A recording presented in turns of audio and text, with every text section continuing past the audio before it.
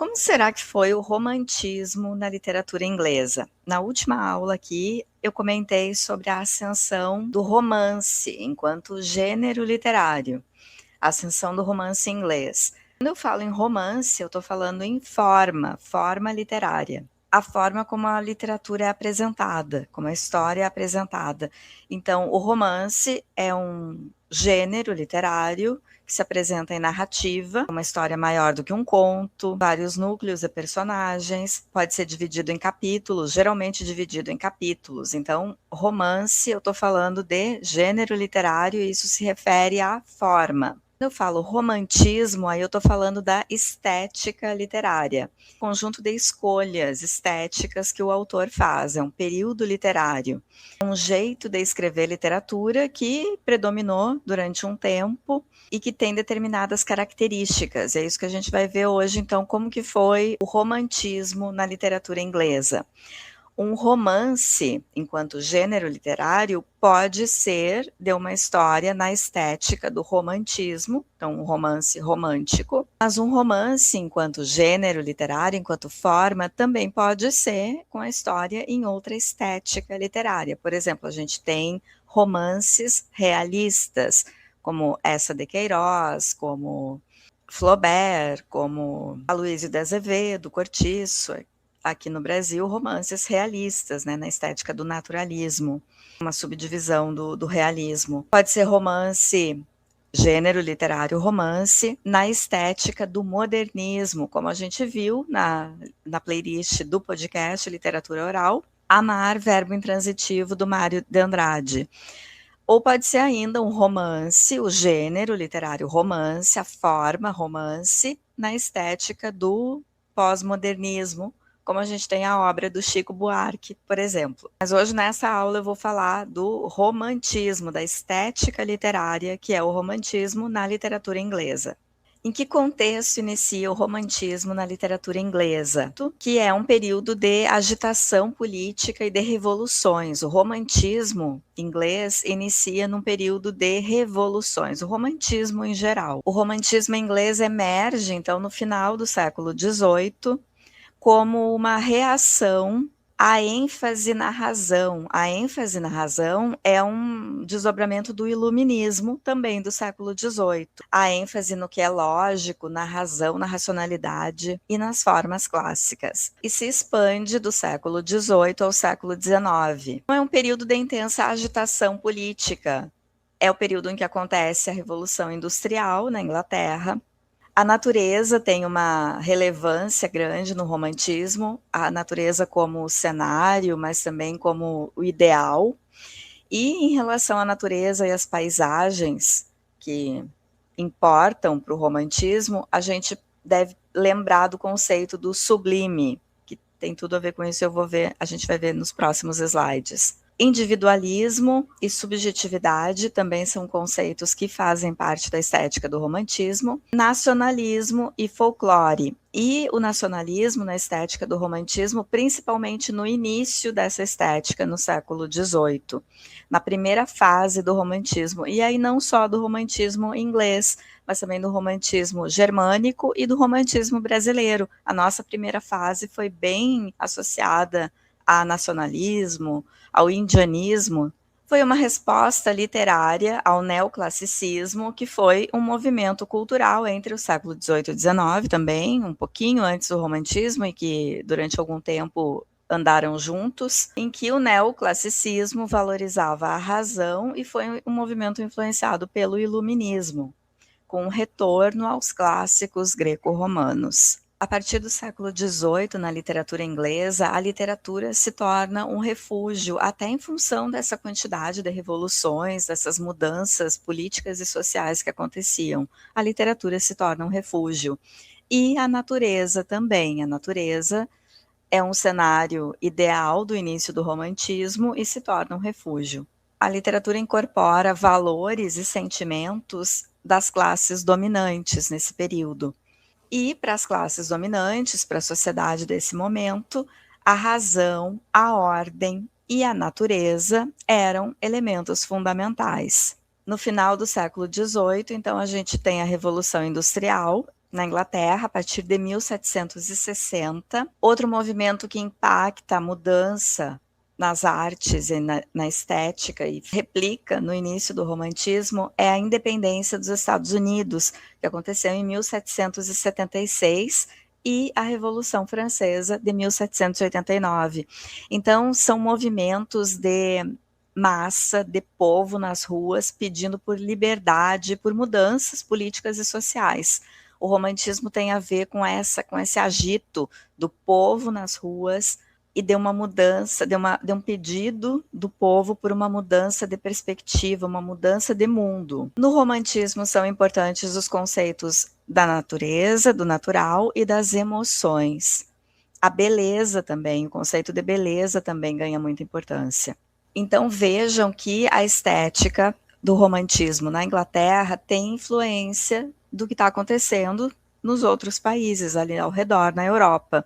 Por exemplo, a Revolução Francesa na França, a Revolução Industrial foi na Inglaterra, mas também está espalhada por outros países. A Revolução Industrial provoca na Inglaterra uma mudança de um país que era predominantemente agrário, rural, uma mudança que é o êxodo rural, com as pessoas migrando para as cidades, porque as cidades são onde estão as fábricas, com as ofertas de trabalho, então as pessoas começam a se mudar e vão enchendo as cidades, e as cidades não estão preparadas para receber toda essa quantidade de gente, e isso acarreta várias dificuldades para as pessoas pobres, especialmente, e problemas urbanos.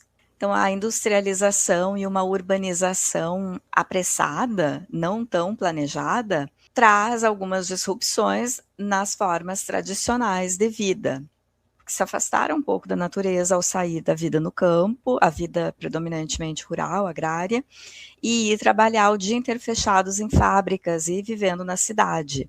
Então, isso gera como uma espécie de alienação dessas pessoas em relação à vida na natureza, a qual eles eram acostumados até então. Então, uma desconexão com a natureza gerada pela Revolução Industrial, o que faz com que, na literatura, que estava sendo o refúgio, a natureza ganhasse uma importância enorme. O romantismo germânico começou ainda antes do romantismo inglês.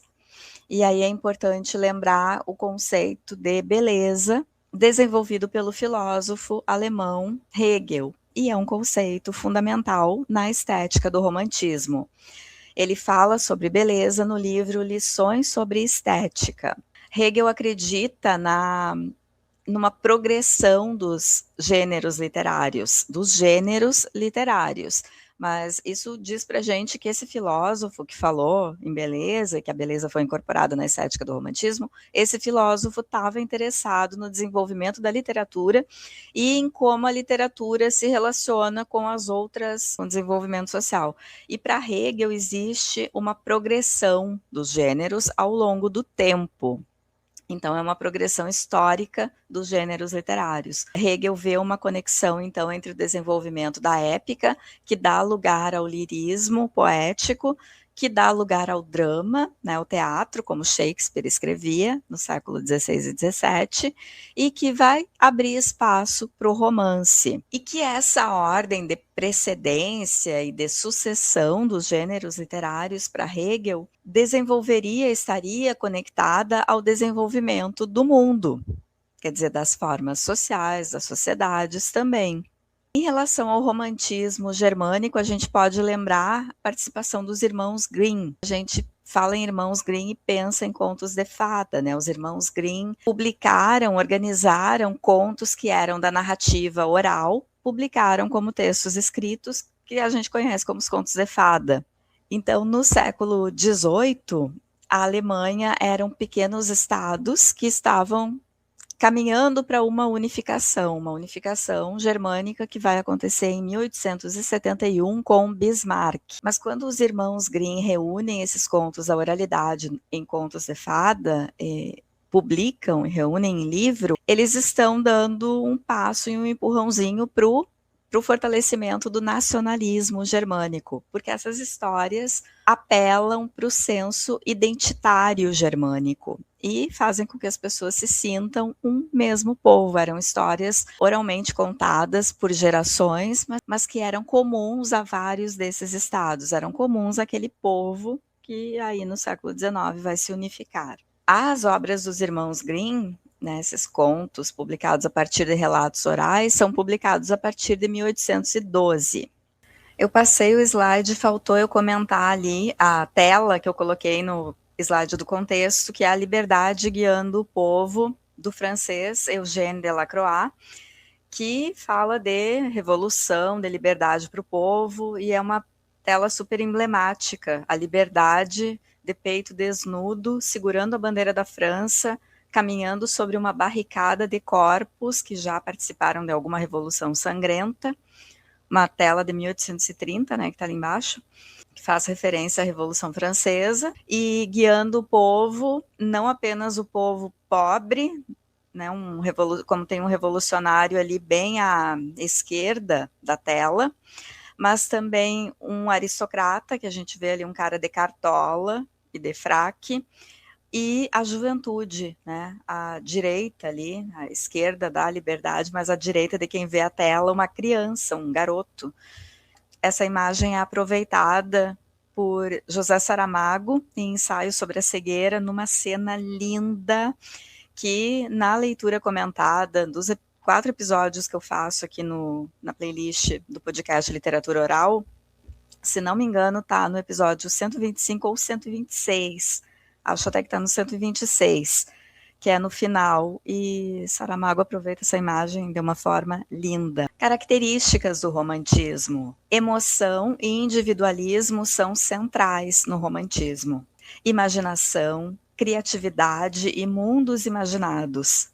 Criação de mundos, então a imaginação muito fértil. Tanto é que depois, a estética que vai vir depois em resposta ao romantismo é o realismo, e aí o realismo bem pé no chão, sem essa de imaginar mundos, né? Sempre a estética que vem depois, ela responde à estética anterior. Então, na estética antes do realismo, que é o romantismo, a gente tem essa imaginação fértil. No romantismo inglês, a poesia é o gênero ideal, o gênero mais nobre. O romantismo inglês ficou conhecido principalmente pela sua poesia. Lembrar aí os nomes dos poetas Byron e Percy Shelley. Nessa época do romantismo na Inglaterra, ser poeta era um estado de status social. Inclusive tinha bolsas do governo, como se fossem bolsas do governo, mas incentivo governamental aos poetas que cantavam a nação. E a poesia do romantismo inglês tinha uma certa ambivalência de valores, em que misturava valores de nobreza e de aristocracia. Valores de nobreza no sentido não da nobreza, a realeza, mas do ser nobre, do ser um ser humano grandioso, humano realmente, e valores de aristocracia, que às vezes se opõem, né, que daí aí sim são valores mais de realeza, ligados a luxo, riqueza. Shakespeare é redescoberto durante esse período do romantismo inglês, e com Shakespeare todos os valores da Renascença. A Renascença, que foi um movimento cultural dos séculos XIV ao XVI, né, na transição da Idade Média para a Idade Moderna. O romantismo inglês vive uma volta ao medievalismo, em que a identidade nacional é revivida através da literatura. A poesia medieval teve uma vastidão de formatos em relação à poesia. Os poetas românticos ingleses foram influenciados por esses formatos, como a poesia épica, a poesia romântica daí em relação à temática, né? Baladas, poesia pastoral, poesia satírica. Na poesia medieval, as mulheres eram vistas como quase impossíveis. O amor e as relações amorosas eram muitas vezes não correspondidas nessa poesia medieval. E como que isso reverbera para o momento de poesia inglesa na estética do romantismo, como um amor pelas mulheres que muitas vezes se transforma em ódio por as mulheres serem esses seres impossíveis, intocáveis. Se vocês lembrarem lá de Álvares Azevedo, Casimiro de Abreu, eles tratam desse tema do feminino dessa forma, em que a mulher aparece na poesia como uma dualidade. O feminino é dual, ora é o feminino sagaz, que coloca o homem a vida do homem a perder, que corrompe o homem, ou a mulher é um anjo adormecido, quase imaterial, esvoaçante e impossível, né? Um amor impossível. Essa forma desse amor impossível e dessa mulher que ou é um anjo ou é um demônio é perigosíssima e pode levar esse eu lírico ao ódio ao feminino, né? E o leitor também pode interpretar que, poxa, se o feminino ora é um demônio, ora é um anjo intocável, eu nunca posso realmente ter prazer e desenvolver um relacionamento bacana com esse feminino, então esse feminino é odioso. Por isso que é uma temática bem problemática em relação ao feminino. E falando no quanto isso pode ser problemático, a gente tem esse exemplo desse livro que é do Howard Block, que é Misoginia Medieval. Misoginia, o ódio ao feminino, né? A aversão ao feminino.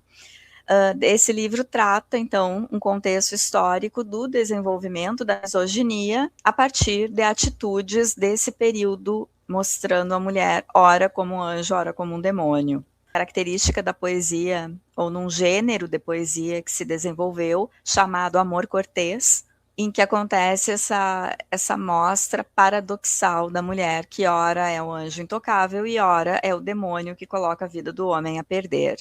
Por um lado, a mulher é idealizada, é um objeto de desejo intocável, um objeto de adoração do homem, geralmente aí mostrada como uma figura etérea e intocável.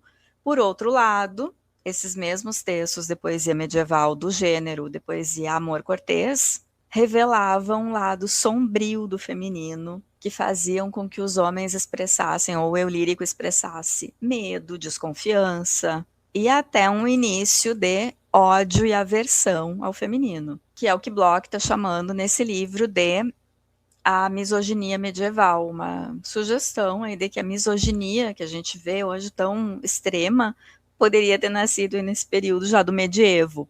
E também pode ter influência de conceitos religiosos. Olha a figura da Eva, né? Aceitou a maçã, aceitou comer do fruto proibido, e por conta dessa atitude de Eva, o casal teria sido expulso do paraíso, a culpa recaindo sobre o feminino. A transformação do amor em ódio pode ser atribuída às normas sociais, às influências religiosas e à evolução dos papéis das mulheres durante esse período.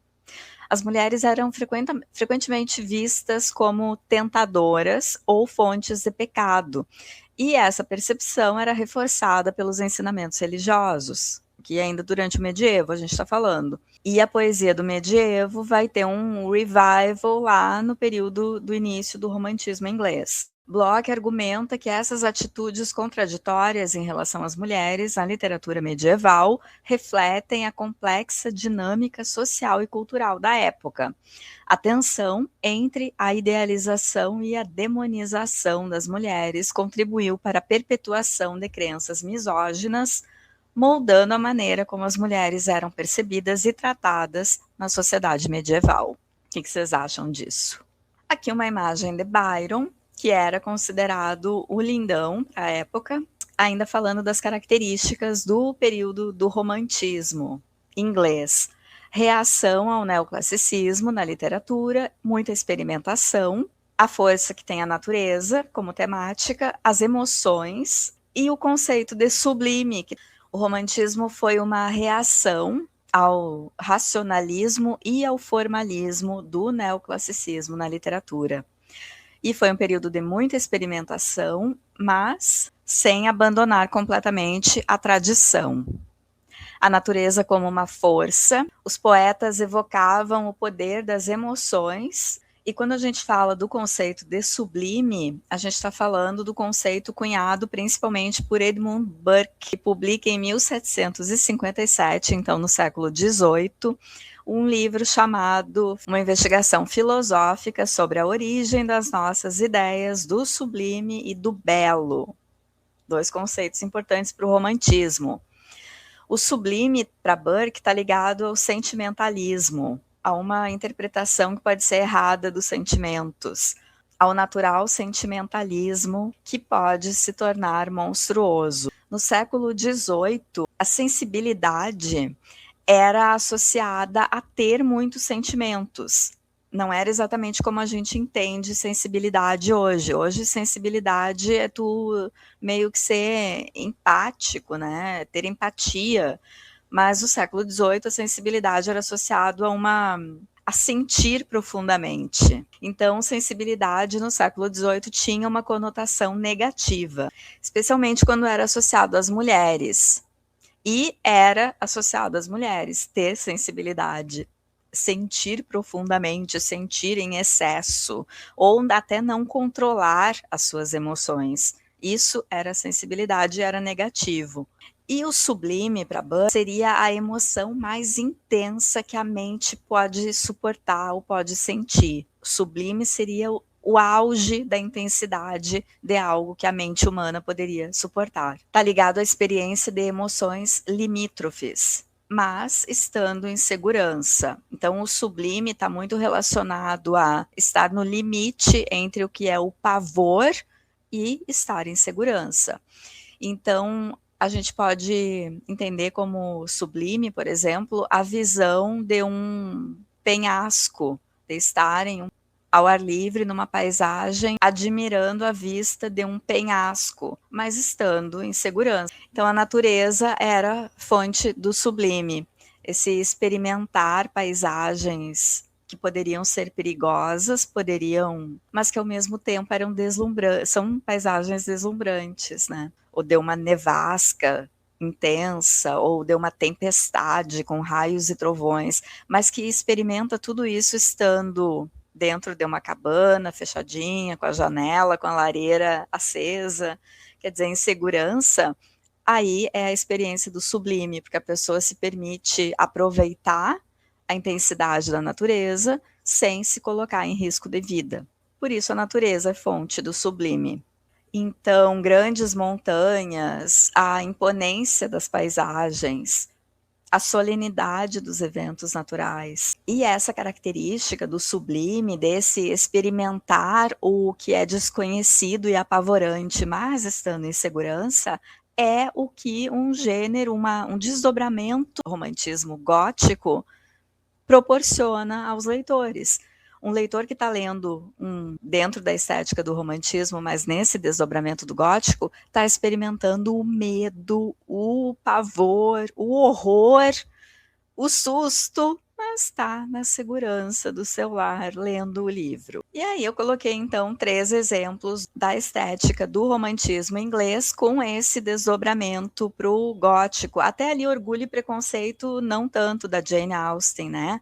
Mas Frankenstein da Mary Shelley e O Morro dos Ventos Uivantes tem essa pegada, esse desdobramento aí do romantismo. E são 3 obras que estão dentro da estética do romantismo, e as 2 ali últimas com esse desdobramento do gótico, da literatura gótica.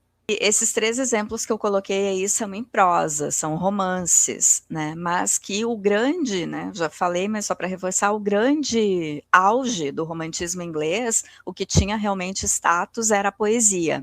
E vejam como são as coisas, né? Porque o que ficou para a tradição, pelo menos eu, quando penso em romantismo inglês, o que mais me vem à cabeça são esses nomes aí, as irmãs Bronte, a Jane Austen, a Mary Shelley, que são prosa. E nesses 3 nomes que eu citei, o que a gente tem em comum? São mulheres escrevendo.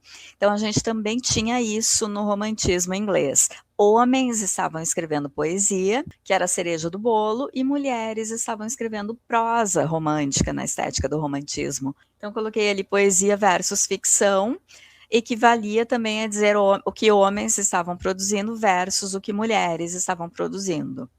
A poesia era considerada uma arte mais elevada. 2 gerações do romantismo inglês, a primeira geração valorizando pureza e beleza, e a segunda geração, uma geração mais de poesia social e de prosa, aumentando a quantidade de obras em prosa. Na primeira geração do romantismo inglês, a gente vai ter a pureza, a ética do amor, a importância da natureza e ênfase nos sentimentos. E na segunda geração, uma geração mais satírica, com valores da aristocracia, como prazer, juventude, beleza, que continua da primeira geração, e riqueza.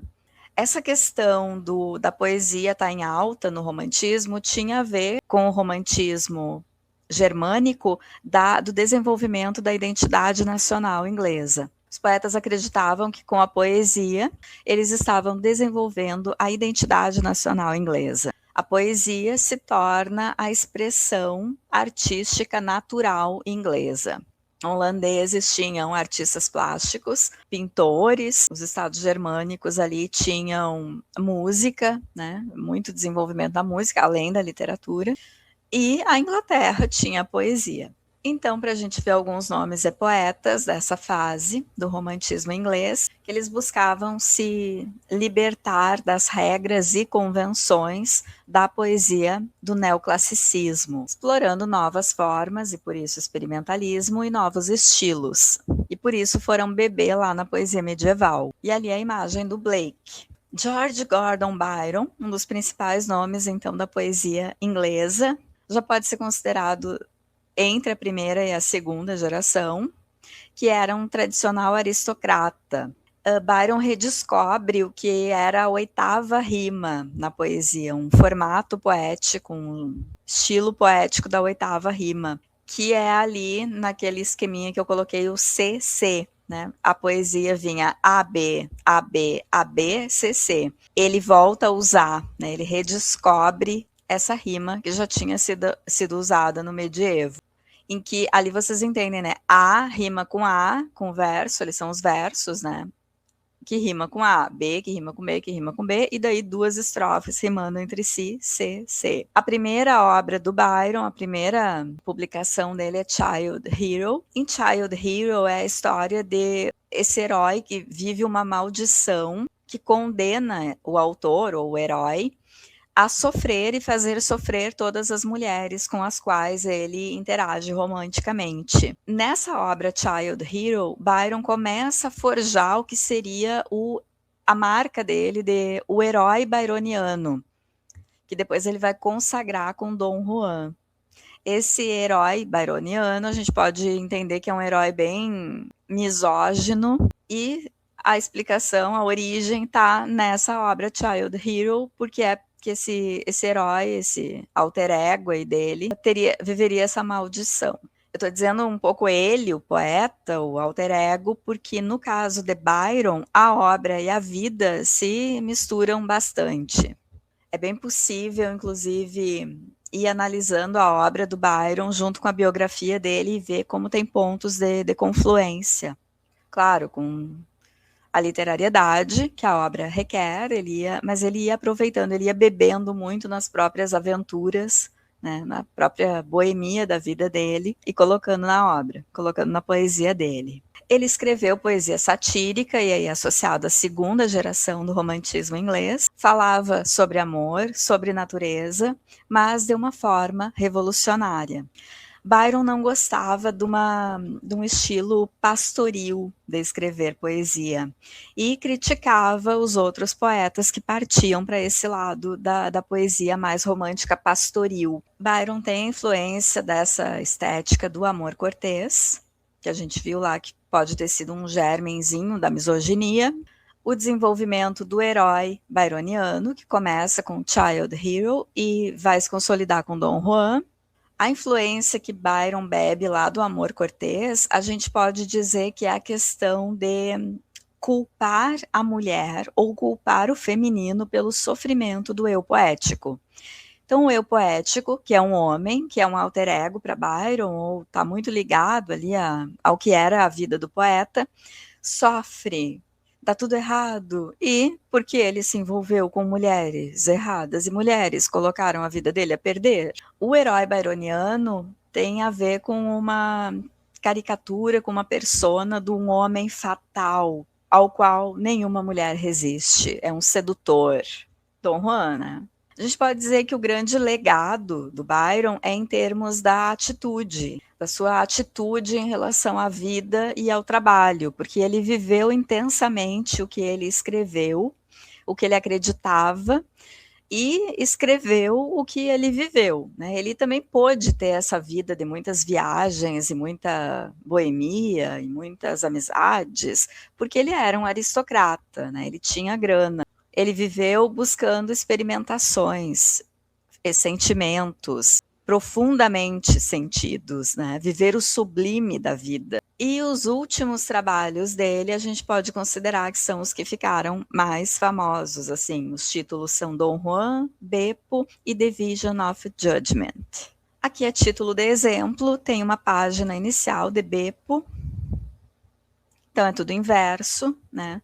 É uma história em que o narrador compara o amante a um escravo. E aqui o narrador a gente pode ler como um eu poético, eu lírico, que é a voz do Byron. Beppo é a história de um marinheiro que sai numa jornada e não retorna. E aí a mulher desse marinheiro italiano, como o marido não retornou, ela tem que achar um amante para mimar ela e para sustentar ela, porque a figura do feminino também tem isso, né? Ou é a demônia que coloca o homem a jogar a vida, jogar a fortuna, ou é a frágil que precisa ser sustentada por um homem. É a época também, né? A voz da época. E aí ela encontra um cavalheiro que vai bancar essa esposa e que na obra tem esse nome, era um nome que era usado na Itália para quando uma mulher casada tinha um homem que a bancasse, que isso era uma coisa que acontecia eventualmente, não é tanto uma invenção do Byron. E o nome era Cavaliere Serviente. O cenário é a Itália. Byron está meio que comparando a moral italiana, quente, fogosa, ou aberta, ou não tão hipócrita, com a moral inglesa, ainda muito engessada e cheia de regras. Mary Shelley, com as datas ali. Mary Shelley, que escreveu Frankenstein já casada com o poeta Percy Shelley. Escreveu aos 19 anos. Escreveu Frankenstein a partir de uma competição em que eles estavam passando um inverno, uma temporada, numa casa do Byron, do Lord Byron, e fazem uma competição entre os homens ali, e ela participa, porque ela escrevia também, de quem faria a história mais horripilante, mais assustadora. Eles estavam nessa cabana, nessa casa, passando uns dias e lendo histórias de terror, de horror germânicas, do gótico alemão. E aí tem essa competição, vamos ver quem escreve a história mais assustadora. Polidori escreve o vampiro, Byron começa a escrever uma história também, mas acho que nem termina, Shelley, mesma coisa, e Mary Shelley senta num cantinho e escreve apenas Frankenstein. A novela foi publicada anonimamente em 1818, porque mulher publicar não era algo muito comum ainda, né? Início lá do século XIX, não era algo muito bem visto, talvez, e que não fosse até ser aceito para publicação, enfim. Frankenstein, para a primeira audiência, foi um choque. Foi publicado anonimamente, mas logo a Mary meio que autoriza o Shelley a colocar o nome dele como autor, por essa questão de mulher não ter tanta circulação no mundo editorial, apesar dela ser filha de um editor. E em relação ao gótico, né, esse desdobramento do romantismo que é o gótico, que era um estilo com excessiva sensibilidade e que tinha outras mulheres escrevendo gótico. Frankenstein pode ser considerado um livro super intertextual, no sentido de que ele nos leva para outros livros e de que ele é escrito com a influência de muitos outros livros. Eu acho que todo livro é escrito com a influência de muitos outros livros, mas em Frankenstein isso fica super explícito, porque ela inclusive cita os títulos. E também é um intercâmbio entre literatura e ciência. A Mary Shelley estava atenta, assim como o marido dela, atenta aos experimentos e ao que vinha sendo publicado de artigos científicos na época. Eles se interessavam e até travaram amizade com alguns cientistas, professores universitários também, em relação às questões de eletricidade, de métodos científicos que vinham sendo testados, e isso repercute no livro dela. Alguns livros aí que a gente encontra dentro de Frankenstein, então, Gênesis, né? A história de Frankenstein com Victor Frankenstein criando esse corpo, dando vida a esse corpo, que depois ele renega, pode ser lido como uma grande alegoria da criação do mundo por Deus. Victor abandona essa criatura. De certa forma, dá para fazer uma leitura de Gênesis expulsando Adão e Eva do paraíso, como também abandonando as suas criaturas num mundo de dor e sofrimento. Paraíso Perdido, de Milton, e os sofrimentos do jovem Werther de Goethe. Frankenstein tem uma atmosfera de fragmentação que está não só no corpo da criatura, mas em todo o romance. E isso tem uma inspiração ou influência do que vinha sendo vivido pela Europa naquele início do século XIX, final do século XVIII. Como a gente viu, o romantismo acontece num período de muitas revoluções, e uma dessas revoluções é a Revolução Francesa e o período napoleônico, com Napoleão tendo literalmente retaliado a Europa, né? Ele foi abocanhando partes da Europa e com isso retaliando nações até 1815. E a Mary Shelley está escrevendo Frankenstein, vai terminar e vai publicar lá em 1818, quer dizer, vivendo e lendo nos jornais e ouvindo nas conversas entre as pessoas essas notícias da Europa sendo retalhada, fragmentada. E aí ela cria esse romance em que o protagonista vai criar uma criatura toda retalhada. Apesar de que, vou dizer para vocês, no texto original, lá de 1818, a questão da feitura ali do corpo, de como que foi os pedaços do corpo, que a gente vê, é uma obra muito retomada, né? Em filme, muito parodiada. E a gente vê uma ênfase muito grande nessas paródias no formar o corpo lá da criatura cheia de pedaços e remendos. E sabe que no texto de 1818 isso até não tem muita ênfase. E eu estou falando no texto original de 1818, porque a Mary Shelley publica em 1818, e por pressão dos editores e tanta repercussão que rendeu esse livro, que ela mesma vai fazer alguns ajustes e reescrever algumas partes, aumentar, explicar melhor algumas coisas. E em 1831 ou 32, entre 31 e 32, ela vai republicar. Então a gente tem essa versão original de 18 e depois vai ter uma outra versão da própria autora. A gente pode considerar Frankenstein já como um mito, né? Ele pode dizer que ele galgou aí um status de mito. Eu tive aula com uma professora especialista em Frankenstein durante o doutorado sanduíche na Irlanda, e ela dizia isso, ela dizia que Frankenstein pode ser considerado já um mito. A gente teve em 2018 os 200 anos da publicação, e foi exatamente na época que eu estava tendo essa aula com essa professora, e ela fala isso, que é uma das histórias de horror mais potentes que a gente tem na literatura ocidental. É uma história que mesmo a gente sem ler, às vezes quem não leu, conhece, né? E que pode ser lido, uma das chaves de leitura para Frankenstein é que é um texto sobre revolução, mas também tem questões sobre maternidade. E a própria Mary Shelley tinha muitas questões sobre maternidade. Ela perdeu a mãe dela com poucos dias de vida, e a mãe dela era Mary Wollstonecraft, uma feminista, uma voz importante do feminismo. E ela mesma, a Mary Shelley, teve abortos antes de publicar Frankenstein. Ela já era mãe e já tinha vivido alguns abortos. Acho que 2, se não me engano. Aqui é um pequeno fragmento de uma parte super importante do romance. O romance também pode ser lido como um romance sobre solidão. Victor passa 2 anos experimentando, tentando, estudando para dar vida a uma criatura a partir de eletricidade e de experimentos, enfim, de uma composição de partes de corpos diferentes. E quando ele finalmente vê essa criatura ganhar vida, ele rejeita a criatura imediatamente, mas ele tem um asco pela criatura e ele tem certeza absoluta que a criatura é má, é de índole má, sendo que a criatura nem tinha feito nada.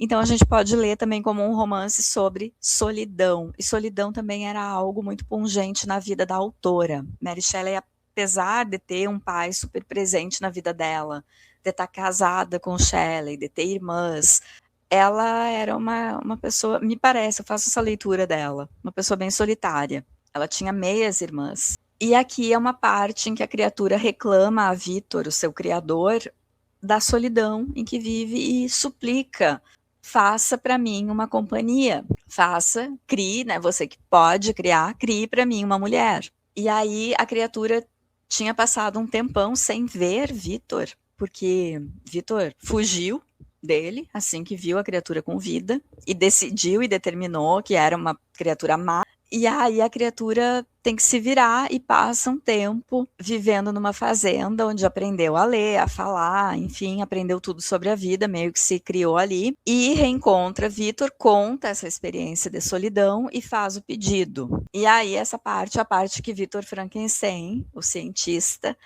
diz que até ficou um pouco tocado, né, pelo relato da sua criatura, mas que de jeito nenhum ele vai criar outra abominação, vai pôr outra abominação dessas no mundo. I do refuse it. Quer dizer, eu me nego. Foi o que eu respondi, que está ali embaixo. Que é quando há um rompimento definitivo, então, entre os dois. Esse Deus criador, que é Victor Frankenstein, que a gente lê assim, e a sua criatura suplicando, acaba com a minha solidão, por favor. E aí, uma das questões é, quando a gente estava falando lá do sublime, é isso que a literatura gótica provoca no leitor, essa coisa de viver o perigo, o limiar entre o estar em perigo, entre o experimentar a monstruosidade e o horror, mas estando em segurança. Tem isso da literatura gótica. Conecta diferentes momentos para a humanidade no sentido de que passa o tempo e é um livro que ainda provoca perguntas e ainda nos inquieta. Está muito conectada a uma fragmentação que é do nosso momento histórico de globalização, de pós-modernidade, e lembrando, eu coloquei ali o nome do Stuart Hall, porque ele cunhou o conceito de identidade fragmentada. E a criatura de Frankenstein era literalmente uma identidade fragmentada, feita aos pedaços. Stuart Hall vai falar sobre a identidade fragmentada no sentido da globalização, em que a gente recebe muita informação e produtos e até pessoas no nosso espaço de outras partes do mundo. Assim como a gente também pode mandar cultura, produtos e ir para outras partes do mundo. Então, que o local é bombardeado pelo que é global. Frankenstein sempre tem algo novo a dizer a cada nova geração. Essa é a grande característica das obras literárias que se tornam clássicas ou cânone. A cada nova geração a obra continua fazendo perguntas, continua incitando questionamentos. A obra ainda não disse tudo. É uma obra que não se esgota, né? Não se esgotou. E trazendo lá das aulas que eu assisti, que essa professora sugeriu que a nossa sociedade é tão fragmentada que a gente tem também agora os Frankenfoods, que são os alimentos geneticamente modificados, que a gente está comendo, às vezes não sabe o que está comendo algo que nem é tão natural, é feito em laboratório, é uma semente modificada geneticamente. Quer dizer, a obra Frankenstein extrapolou a literatura e está na nossa vida e no nosso vocabulário, né? E pensando no gótico, onde a gente pode encontrar a estética gótica e como que a estética gótica pode ser definida. O gótico não é algo limitado ou circunspecto à literatura. A gente encontra o gótico na arquitetura, desde que inicia essa estética, como um desdobramento do romantismo, o gótico pode ser encontrado na arquitetura. A gente tem aquelas igrejas góticas que tem uma torre super pontiaguda apontando para o alto, vestimenta. O gótico, o que mais? Nas artes plásticas, o gótico principalmente como um estilo de vida. Então a gente pode definir o gótico como um estilo estético. Na literatura, o gótico aparece, então, no século XVIII, e talvez a principal característica do gótico na literatura seja a questão da fantasia predominar sobre a realidade. E isso conecta com uma característica que era do romantismo, da criação de mundos, da criação de realidades. O gótico faz um pacto com o leitor de uma possível não racionalização. Então, quando o leitor abre Frankenstein ou O Morro dos Ventos Uivantes ou outra obra gótica, o leitor está fazendo um pacto com aquele autor de, ok, eu acredito que essas regras são válidas aqui nesse livro e eu não vou racionalizar. Por exemplo, é possível, dentro dessa obra, que um estudante jovem que só tentou durante 2 anos dar vida a um corpo feito de pedaços, dar vida a partir da eletricidade. Isso é possível e essa criatura é forte, vive e dá tudo certo. A gente faz esse pacto aí de não racionalização. É uma experiência para o leitor de viver o suspense, a dor, o medo, o terror, tudo isso estando a salvo na sua condição de leitor, dentro de casa, bem quietinho, bem tranquilo, que é o conceito do sublime para Burke. Então, a literatura gótica proporciona que os leitores vivenciem o sublime, de acordo com o que Burke escreveu. Resumindo, então, da estética do romantismo inglês. O romantismo inglês emergiu em resposta a várias mudanças culturais, sociais, econômicas, políticas daquele momento histórico, que aconteceram muito em função das revoluções do período, da Revolução Francesa, das revoluções por liberdade ao redor do mundo, como, por exemplo, a liberdade americana dos Estados Unidos. E nesse afã revolucionário, os desejos pessoais de viver a liberdade, de viver a intensidade dos seus sentimentos, desejos pessoais de viver emoções, porque para os homens e para a guerra também respondia a um viver de emoções, né? E isso se reflete nas artes, então, como a estética do romantismo. O romantismo deixa esse impacto, então, na literatura, mas não só, também impacta nas artes em geral, na arquitetura, como desdobramento do gótico também, no pensamento. O romantismo dá muito a cara do século XIX da Inglaterra. Quando a gente pensa no que foi o século XIX inglês, a gente se remete a essa estética do romantismo. Então, lembrar que o período do romantismo inglês é um período revolucionário, um período de revoluções. Não apenas de conflitos bélicos e por liberdade, mas também de revoluções de ideias. O mundo estava mudando muito. Tá, então falamos do romantismo inglês, mas só para a gente se situar e lembrar aqui da nossa literatura maravilhosa. Daqui a pouco a gente pensa, romantismo inglês e não aconteceu nada, não estava acontecendo nada aqui no Brasil. Ao longo da aula eu até comentei um pouquinho, mas aqui coloquei alguns nomes só para a gente lembrar que a gente teve também o romantismo brasileiro com 3 fases.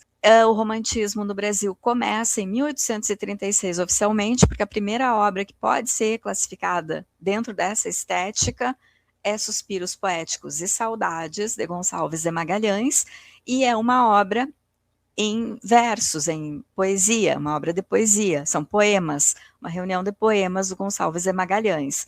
Assim como nos outros países, como no romantismo inglês, que também começa forte com a poesia. Ali eu coloquei 3 nomes de 3 gerações, para vocês lembrarem. Na primeira geração, um nome importante, o Gonçalves Dias. Da segunda, Álvares de Azevedo, que era a geração ultrarromântica. A primeira geração do Gonçalves Dias é a geração nacionalista, indianista, que exalta a natureza. A segunda geração, a geração do mal do século, ultrarromântica, em que os poetas morriam jovens, deprimidos, e que tinham essa mulher, essa figura do feminino idealizado. E a terceira geração, a geração condoreira, representada principalmente por Castro Alves, que é a geração em que o romantismo fala de desigualdade social, questões sociais e outros nomes importantes para a gente lembrar, e que a gente tem episódios aqui no Literatura Oral. José de Alencar, profícuo prosador do nosso romantismo, publicou vários livros. Machado de Assis, que tem uma primeira fase romântica, mas o forte do Machado de Assis é o realismo, mas ele começa na literatura como romântico. E Maria Firmina dos Reis, nossa primeira mulher a publicar, né, que a gente tem também aqui no Literatura Oral, 2 episódios sobre Úrsula, que vale super a pena revisar. E as referências, o que eu usei de obras para fazer algumas, né, que eu citei aqui durante a aula. Se tudo ainda não for inscrito no canal, te inscreve, deixa um like, envia essa aula para quem tu acha que pode gostar e não esquece de deixar um comentário também para mim. A gente se vê então na próxima aula. Até mais!